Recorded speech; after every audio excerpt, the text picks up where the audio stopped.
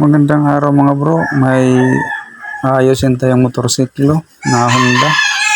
Kamukha po ng click. Yan po ang problema niya. Nag-flicker po yung kanyang dashboard.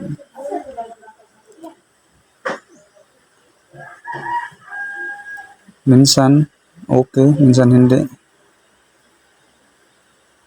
Ayaw rin mag-start. Okay naman yung busina niya. Ayaw lang mag-start.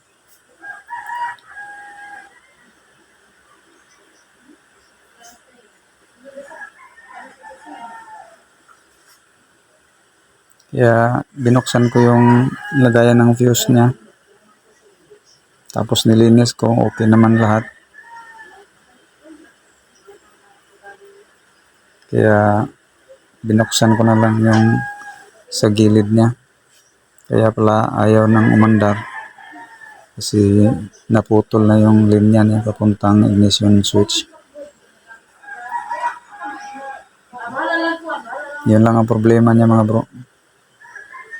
Dinugtungan ko na lang siya ng wire pagkatapos.